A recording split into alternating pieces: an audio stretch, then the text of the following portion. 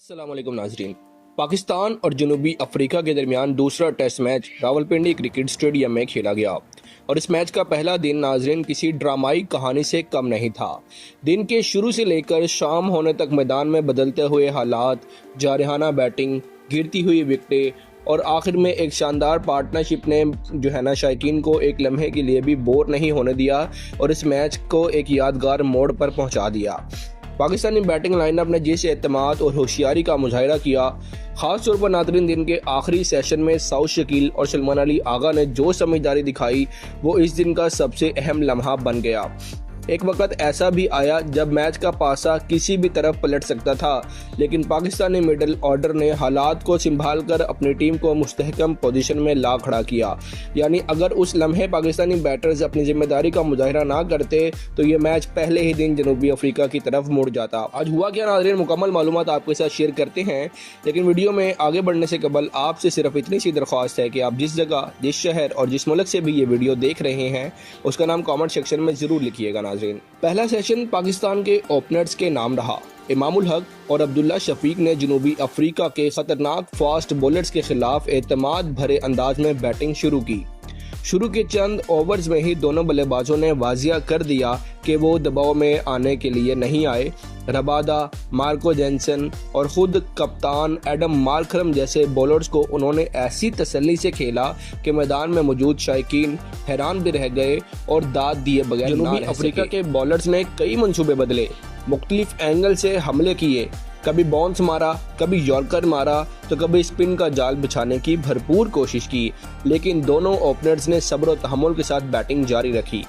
अब्दुल्ला शफीक ने तो खास तौर पर रबादा को निशाना बनाया। जी हाँ नाजरीन, रबादा साउथ अफ्रीका के सबसे तेज फास्ट बॉलर। एक मौके पर उन्होंने मुसलसल चंद शानदार चौके लगाकर जनूबी अफ्रीकन बॉलर्स के मंसूबे पर दरहम बरहम उनको करके रख दिया। दूसरी तरफ नाज़रीन इमामुल हक ने भी एहतियात और समझदारी के साथ खेल पेश करने की कोशिश की। दोनों के दरमियान अच्छे कम्बिनेशन की वजह से 30 से 40 रन का मुस्तहकम आगाज मिला, लेकिन इस शराकत को ज़्यादा देर बरकरार न रखा जा सका क्योंकि इमामुल हक 17 रन बनाकर आउट हो गए और यूं पाकिस्तान की पहली विकेट गिरी। इसके बावजूद शफीक ने हिम्मत नहीं हारी और एंड तक डटे रहे। ये दिन नाज़रीन अब्दुल्ला शफीक की किस्मत का दिन भी था। जनूबी अफ्रीका की फील्डिंग आज बदतरीन नजर आई। स्लिप में अब्दुल्ला शफीक के 4 से 5 कैचेस ड्रॉप हुए, स्टंप के मौके भी ज़ाया किए गए और कई बार गेंद उनके हाथ में आने के बावजूद वो कैच ना कर सके और गेंद हाथ को छू कर निकल गई। अब्दुल्ला शफीक ने इन गलतियों का पूरा फायदा उठाया। 146 गेंदों का सामना करते हुए उन्होंने 57 रन बनाए, जिसमें 4 खूबसूरत चौके भी शामिल थे। वो अपनी मुकम्मल निस्फ सेंचुरी करने के बाद आउट हुए, लेकिन इससे पहले वो टीम को एक मजबूत बुनियाद फराहम कर चुके थे। दूसरी जानिब नाज़रीन शान मसूद ने आते ही जारहाना रवैया इख्तियार किया।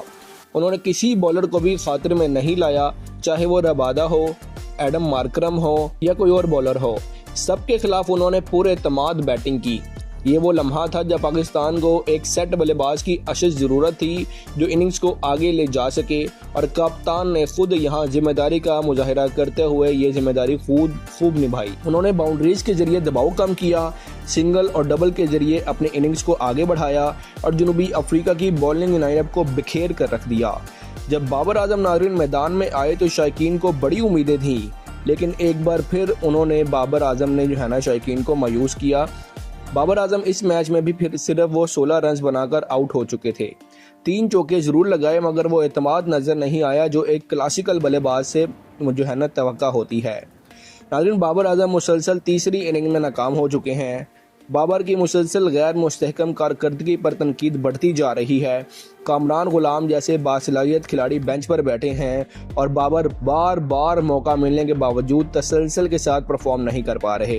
यही वजह है कि उनके आउट होने के बाद मैदान में एक लम्हे के लिए खामोशी छा गई थी और शायकीन मतलब ऐसी सूरत हाल थी कि जैसे उन्हें सदमा लग गया हो कि बाबर ने ना पहली इनिंग्स में बड़ा स्कोर किया पहले मैच की दूसरी इनिंग्स में कोई बड़ा स्कोर किया और शायकीन को उम्मीद थी कि अब पिंडी आ चुके हैं तो शायद शहर बदला है तो बाबर आजम की परफॉर्मेंस भी बदले और शायद बाबर आजम यहाँ पर सेंचुरी नहीं तो कम से कम हाफ सेंचुरी जरूर करेगा। लेकिन नाज़रीन फिर बाबर आजम नाकाम हुए और शायकीन उनसे शदीद ज़्यादा जो है ना मायूस हुए। बाबर के जाने के बाद नायब कप्तान साउथ शकील मैदान में उतरे। दूसरी तरफ शान मसूद ने कमाल का एतमाद दिखाया। उन्होंने बैक टू बैक चौके लगाकर जनूबी अफ्रीका पर दबाव वापस डाल दिया। इनिंग्स के दौरान उनकी बैटिंग एक मुकम्मल कप्तानी इनिंग्स की अक्कासी कर रही थी। वो हर शॉट में फैसलाकुन अंदाज में नजर आए। किसी लम्हे उन्होंने ये तासर नहीं दिया कि वो किसी दबाव में है। शान मसूद की बदकिस्मती नाज़रीन ये है कि वो एक बार फिर सेंचुरी के करीब पहुंचकर आउट हो चुके। पिछले मैच में वो 76 रन पर आउट हुए थे और इस मैच में 87 रन पर। उनकी इनिंग्स में 12 चौके भी शामिल थे और उन्होंने हर बॉलर के खिलाफ आसानी से रन बनाए। आखिरकार वो महाराज की गेंद पर कैच आउट हो गए। उनके आउट होने के बाद मोहम्मद रिजवान बैटिंग के लिए आए। उन्होंने शुरुआत तो अच्छी की, लेकिन 39 गेंदों पर 19 रन बनाकर रबादा की गेंद पर LBW हो गए। नाज़रीन, रिजवान का आउट होना पाकिस्तान के लिए खतरनाक हो सकता था, क्योंकि 5 विकेटें गिर चुकी थी और टीम का स्कोर तकरीबन 200 के करीब था। यहाँ से मैच का असल इम्तहान शुरू हुआ। जनूबी अफ्रीका ने पाकिस्तान पर दबाव डालने के लिए अपने बॉलर्स को शिद्दत दिलाई, फील्डिंग अटैकिंग मोड में की, लेकिन पाकिस्तान की निचली मिडिल ऑर्डर ने हिम्मत नहीं हारी। साउथ शकील के साथ मैदान में सलमान अली आगा आए। दोनों ने इंतहाई समझदारी और तहम्मुल के साथ खेल पेश किया। उन्होंने न सिर्फ विकेट को संभाला बल्कि स्कोर को भी आगे बढ़ाया। सिंगल डबल्स करते गए और पाकिस्तान की इनिंग्स को आगे लेकर जाते रहे। जनूबी अफ्रीका की टीम को उम्मीद थी कि 1 या 2 मजीद विकेटें गिरने से वो पाकिस्तान को 250 से कम स्कोर पर रोक लेंगे और आखिरी सेशन में पाकिस्तान की अहम विकेटें हासिल करेंगे।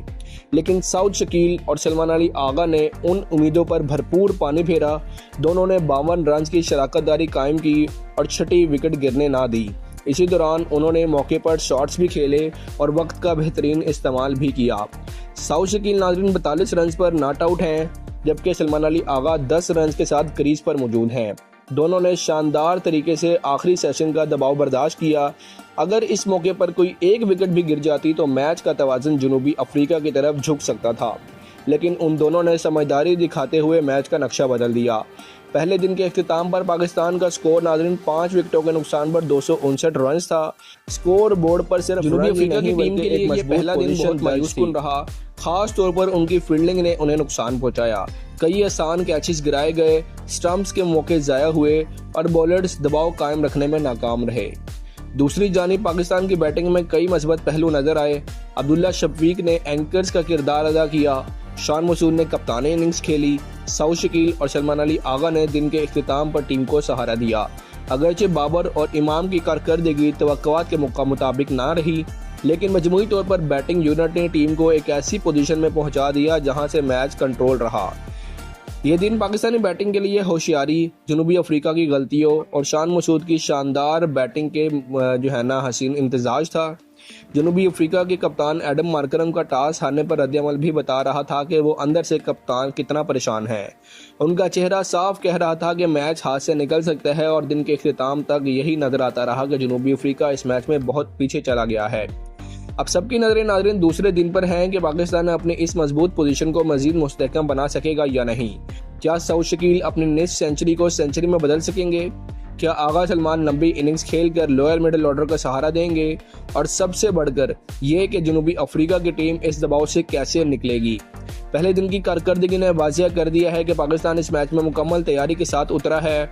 ओपनर्स का आगाज, कप्तान का शानदार खेल, मिडिल ऑर्डर की मज़ाहमत, ये सब इस बात की निशानदही करते हैं कि टीम का हदफ इस टेस्ट मैच को जीतना है, ना कि सिर्फ मुकाबला करना, जबकि ये भी है कि साउथ अफ्रीका को वाइट वॉश करना। अगर यही जज्बा अगले दिनों में बरकरार रहा तो पाकिस्तान इस सीरीज को अपने नाम करने में कामयाब हो सकता है। यूं नाज़रीन पहले दिन के इख्तिताम एक ऐसे मोड़ पर हुआ जहां पाकिस्तान की गिरफ्त मैच पर बहुत ज़्यादा मजबूत हो चुकी है।